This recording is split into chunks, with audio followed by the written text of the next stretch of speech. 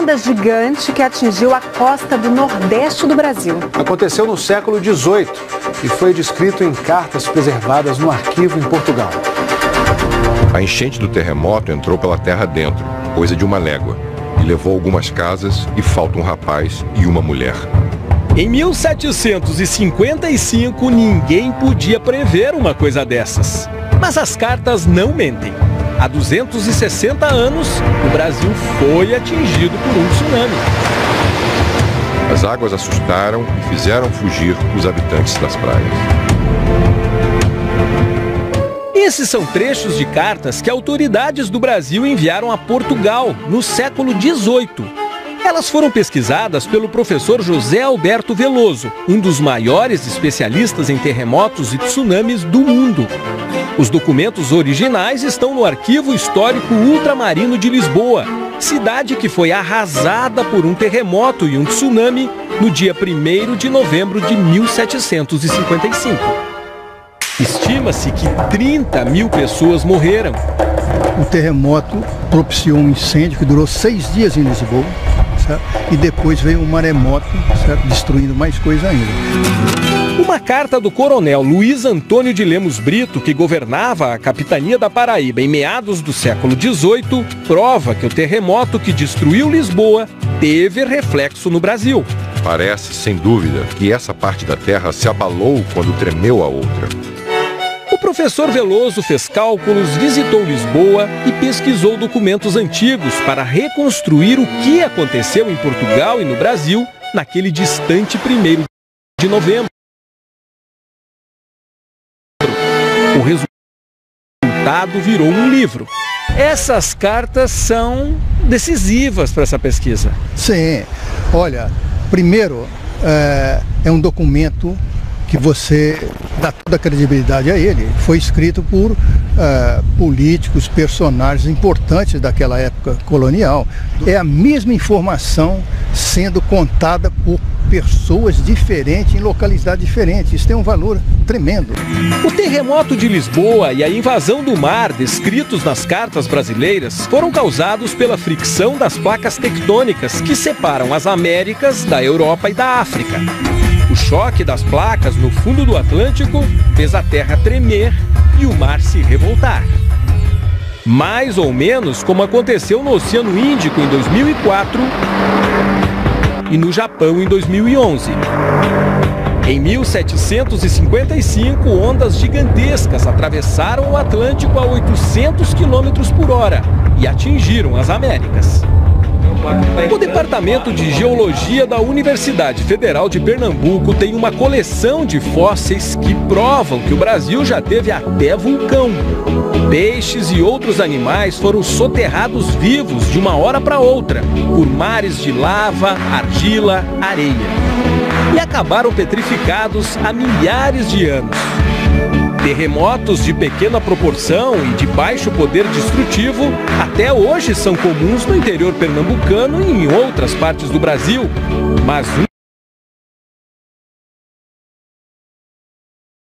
tsunami há menos de 3 séculos? Não fossem as cartas, talvez os brasileiros jamais viessem a saber disso.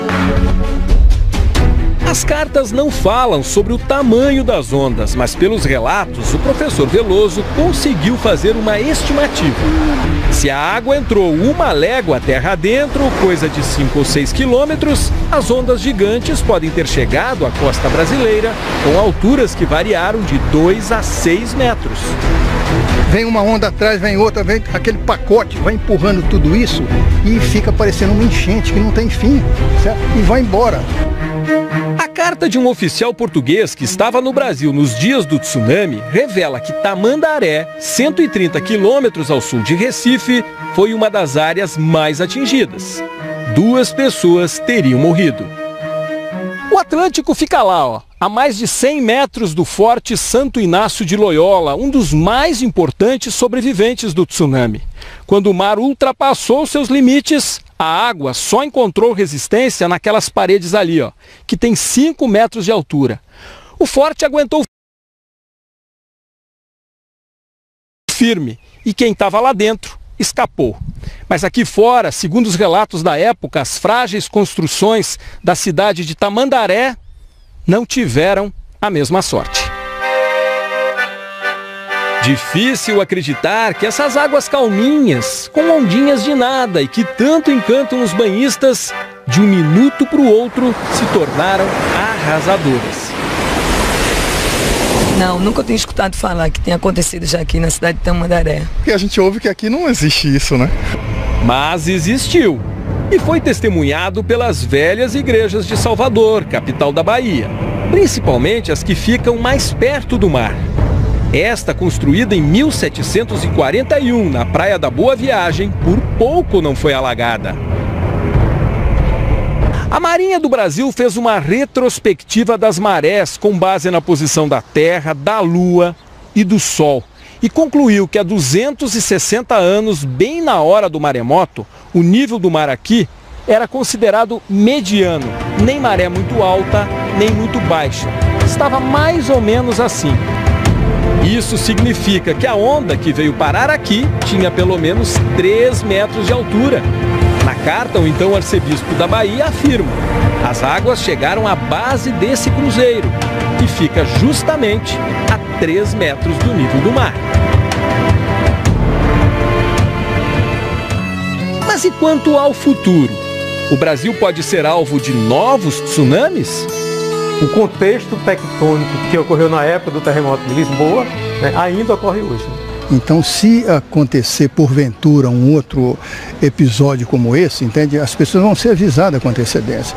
Os danos materiais vão existir, isso não tem como escapar, mas vidas vão ser preservadas. Pra ser sincero, eu não me preocupo não. É uma questão de sorte, Deus. Vamos nessa. Deixar de vir à praia que eu não vou.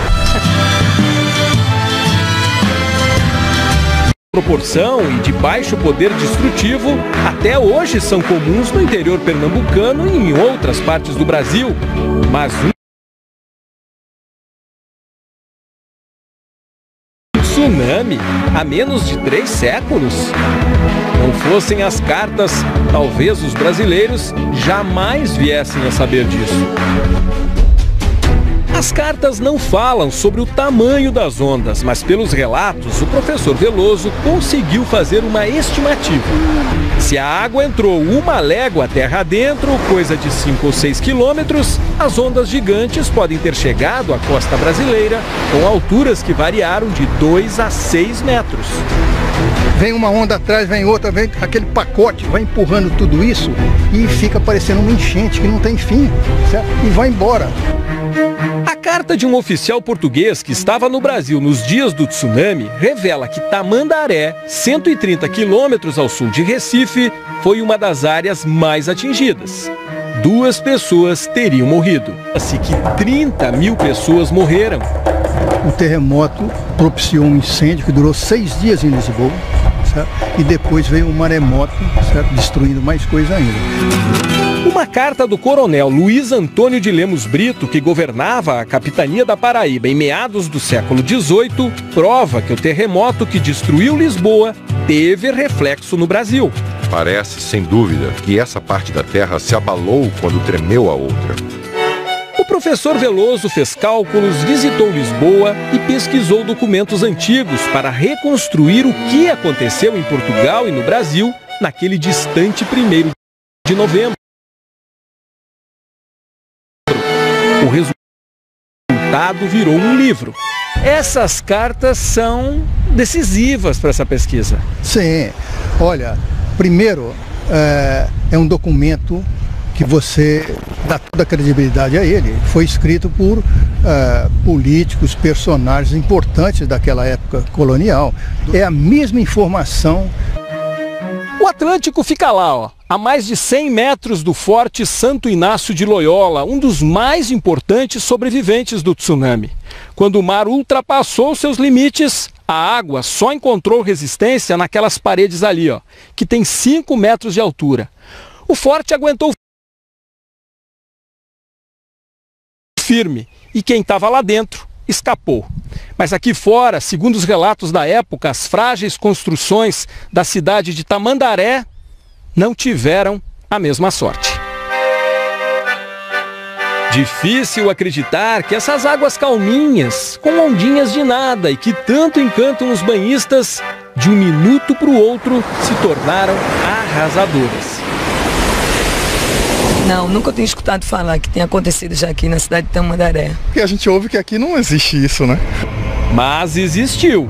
E foi testemunhado pelas velhas igrejas de Salvador, capital da Bahia. Principalmente as que ficam mais perto do mar. Esta onda gigante que atingiu a costa do Nordeste do Brasil. Aconteceu no século XVIII e foi descrito em cartas preservadas no arquivo em Portugal.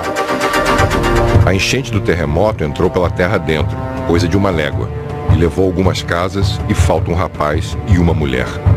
Em 1755, ninguém podia prever uma coisa dessas. Mas as cartas não mentem. Há 260 anos, o Brasil foi atingido por um tsunami. As águas assustaram e fizeram fugir os habitantes das praias. Esses são trechos de cartas que autoridades do Brasil enviaram a Portugal no século XVIII. Elas foram pesquisadas pelo professor José Alberto Veloso, um dos maiores especialistas em terremotos e tsunamis do mundo. Os documentos originais estão no Arquivo Histórico Ultramarino de Lisboa, cidade que foi arrasada por um terremoto e um tsunami no dia 1º de novembro de 1755.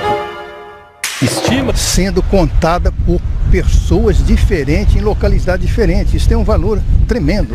O terremoto de Lisboa e a invasão do mar, descritos nas cartas brasileiras, foram causados pela fricção das placas tectônicas que separam as Américas da Europa e da África.